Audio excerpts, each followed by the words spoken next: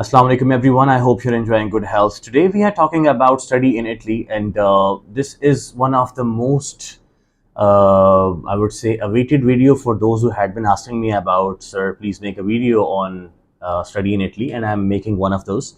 I will try to highlight a few basic things in that. First of all, the requirements. Secondly, when I talk about requirements, I will also talk about your grades. I will talk about the universities. I will talk about the percentages, CGPAs, as well as I will talk about the language proficiency, which test is accepted, which is not, as well as inshallah I will also talk about which university you should aim for.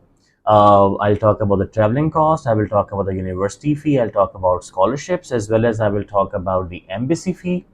Most importantly, I will talk about the bank statement, I will talk about the living accommodation expenses over there. So such kind of basic things which you require to know, I will talk about that. So without wasting any further time, Italy is one of the universities who offers or which offers free education. आमतौर पर जो एक गलत आम है वो ये है कि जर्मनी में एजुकेशन फ्री है। सिर्फ जर्मनी में एजुकेशन फ्री नहीं है, जर्मनी में भी एजुकेशन फ्री है, नॉर्वे में भी एजुकेशन फ्री है और इटली में भी एजुकेशन फ्री है, जो कि एजुकेशनल डेस्टिनेशंस में काउंट होती हैं। अब यहाँ पर कुछ बातें हाईलाइट करने की हैं। उर्दू और इंग्लिश को ब्लेंड करेंगे ताकि इजीली हम सारी बात को समझ सकें। फर्स्ट ऑफ ऑल कि अगर आप बैचलर्स के लिए अप्लाई करना चाहते हैं, जिसको अंडर ग्रेड प्रोग्राम कहते हैं, तो आपकी परसेंटेज 60% होनी चाहिए। उससे कम वाले अप्लाई कर सकते हैं, लेकिन मैं उनकी बात कर रहा हूँ जिनका सक्सेस रेशो अच्छा होगा। तो 60% आपका, चाहे आपने ICS किया है, FSC प्री मेडिकल किया है, FSC प्री इंजीनियरिंग किया है, आपने A लेवल्स किया है, या आपने DAE किया है, या कोई भी ऐसी चीज़ जो कि IBCC से अटेस्ट हो सकती है और उसकी इक्विवेलेंस आपको मिल सकती है, आप उसकी बेस पर अप्लाई कर सकते हैं फॉर अंडर ग्रेड प्रोग्राम।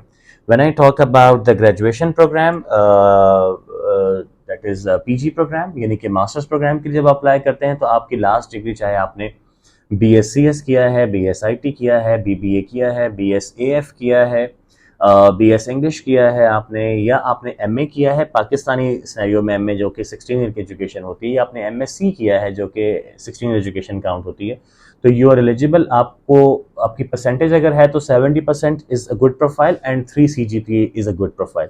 2.5, 7, 8 वाले भी अप्लाई कर सकते हैं, लेकिन सक्सेस चांसेस 3 CGPA वाले के सबसे ज़्यादा होंगे। तो फर्स्ट कम फर्स्ट, आपकी जो बेसिक रिक्वायरमेंट है उसमें आपकी डिग्री, आपको उसका टेक केयर करना है।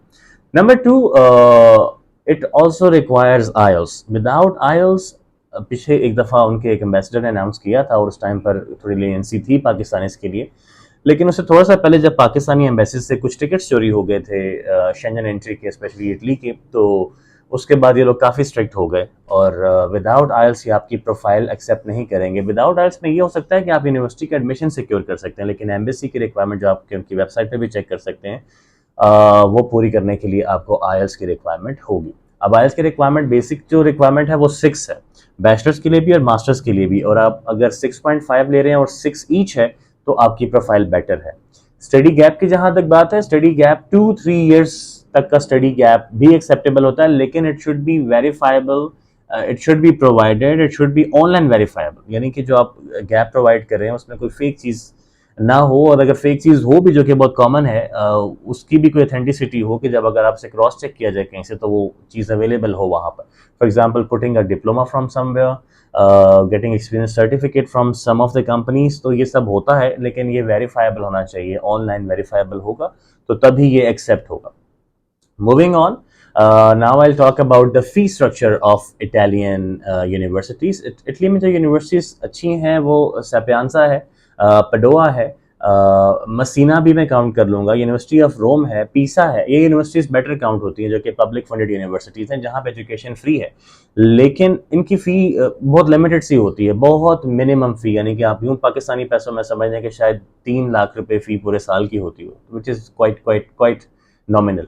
जहाँ तक स्कॉलरशिप की बात है, यहाँ पे काफ़ी सारे लोग बहुत सारे पैसे आपसे कंसल्टेंट्स चार्ज कर लेते हैं कि हम आपको स्कॉलरशिप गारंटी करके देंगे। बेसिकली स्कॉलरशिप, दो तरह के स्कॉलरशिप्स वहाँ पे अवेलेबल होते हैं, एक नीड बेस्ड, एक स्पोर्ट्स बेस्ड। अब नीड बेस्ड स्कॉलरशिप यहाँ से अप्लाई करेंगे तो आप पहले ही अपना केस वीक कर लेंगे। मेरे मुताबिक आप बेसिक जो इसका एक्सपेंस बनता है उसको अफोर्ड करके वहाँ जाके स्कॉलरशिप अप्लाई करें, ताकि आपके पास चांसेस ज़्यादा हो। अब इटली में ये चीज़ भी चेक करने की है कि जहाँ मेजर सिटीज़ हैं, यानी कि इटली का जो नॉर्थ है, वहाँ पर आपके पास अर्निंग ज़्यादा है, आपके पास वेजेस ज़्यादा हैं, ठीक है।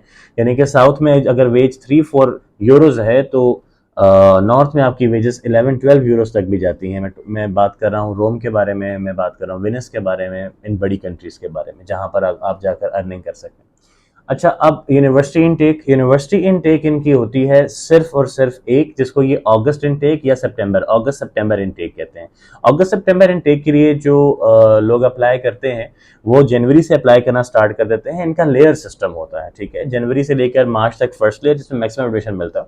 मार्च के बाद मार्च अप्रैल मई तक सेकेंड लेयर, और उसके बाद मई जून, जून कर लीजिए तक, मई जून तक थर्ड लेयर होती है, जिसमें लेफ्ट ओवर मटेरियल होता है। अगर आप लोग भी इस बारे में इंटरेस्टेड हैं and you are thinking about it, so you should try doing IELTS first of all.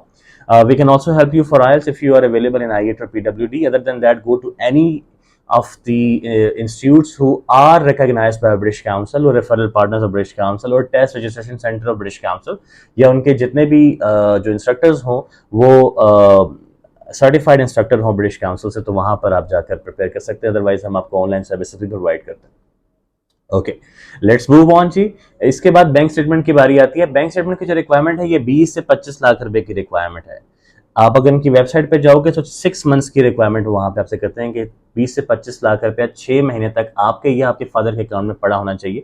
अच्छा, इसमें एक फ्लेक्सिबिलिटी ये है कि आपके अंकल वगैरह की भी स्टेटमेंट अब चल जाती है, पहले जो नहीं चला करती थी। लेकिन इसमें एक चीज जो डिफिकल्ट है वो ये है कि वो आपसे FBR की फाइलिंग मांगते हैं, कम से कम पिछली 2-3 रिटर्न्स मांगते हैं, आपसे प्रूफ मांगते हैं कि ये अमाउंट आपके पास कहाँ से है। तो वो आपकी जो अमाउंट है वो अटेस्टेड, टेस्टेड, चेक्ड अमाउंट होनी चाहिए, क्योंकि आमतौर पर आपको पता है कि मार्केट में स्टेटमेंट्स प्रोवाइड भी की जाती हैं और बाकी सारा कुछ भी होता है।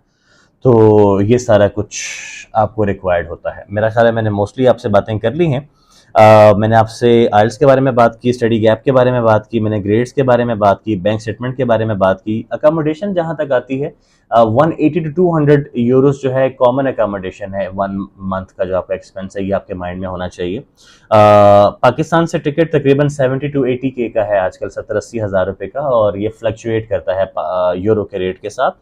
एम्बेसी की जो फी है दैट इज 8,650 पाकिस्तानी रुपीज़। मैं रुपीज़ में आपको बता रहा हूँ ताकि ईजी रहे आपके लिए करना।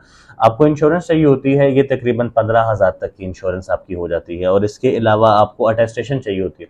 अटेस्टेशन के साथ, अटेस्टेशन यानी कि क्या है कि आपको, अगर आपने इंटर किया है तो IBCC से आपकी अटेस्टेशन होती है, उसके बाद फिर MOFA ministry of foreign affairs, लेकिन अगर आपने बैचलर्स भी किया है तो आपको HEC जाकर आपकी अटेस्टेशन चाहिए होती है। लेकिन जो इटली के लिए एक और क्रूशल थिंग है वो ये है कि आपको अटेस्टेशन के साथ ट्रांसलेशन भी चाहिए होती है। आपके डॉक्यूमेंट्स आपको इटालियन में कन्वर्ट करवाने पड़ते हैं। फ्लेयर के ऑफिस वगैरह से ये हो जाते हैं, सदर में, पिंडी में और इस्लामाबाद में F7 में इनके ऑफिस हैं, F6 में आई गेस, तो वहाँ से भी आप करवा सकते हैं। मेरा ख्याल है कि ये सारी बातें जो मुझे आपके साथ करनी थी ये हो गई। अब इटली जाना क्यों चाहिए? इटली जाने की 2 सबसे बड़ी वजूहात हैं। सबसे पहले कि इटली में बाउंड अकाउंट नहीं है। जब इटली में बाउंड अकाउंट नहीं है तो ये बहुत ईजी कर लेता है आपका इजी स्टडी ट्रैवल। और इस इटली का टोटल एक्सपेंस अगर आप किसी कंसल्टेंट के थ्रू भी अप्लाई करते हैं, जो कि रियली कोई प्रॉपर कंसल्टेंट्स हों, और कुछ तो एजेंट्स के तौर पे काम करते हैं, कुछ डायरेक्टली यूनिवर्सिटी के साथ MOUs है जिनके वो साइन किए हुए और उनके साथ काम करते हैं, we are one of those. तो आप उनका भी एक्सपेंस सारा डाल दो, यानी कि आपके ट्रेड्स को प्रॉपर हैंडल करें, टेक केयर करें, सारा आपको गाइड करें, तो वो भी आपका एक्सपेंस 6 से 7 लाख, मैक्सिमम 8 लाख से ऊपर नहीं जाता, अदर देन बैंक स्टेटमेंट। तो ये बहुत मिनिमम है, बहुत चीप है। और उसके बाद आपको एंट्री जो मिल जाती है वो शेंजन एंट्री होती है। अब शेंजन एंट्री आप बेहतर समझते हैं कि 28 कंट्रीज में आप easily you can roam around. तो ये एक बेस्ट पॉसिबल अपॉर्चुनिटीज होती है for those who have low fee, low budget. और अगर हाई बजट है तो बाकी UK, ऑस्ट्रेलिया, कनाडा और USA तो है ही है, वरना तो फिर पाकिस्तान में भी पढ़ा जा सकता है। Thank you very much for your time. That's all for the day. God bless Pakistan. Allah हाफिज़।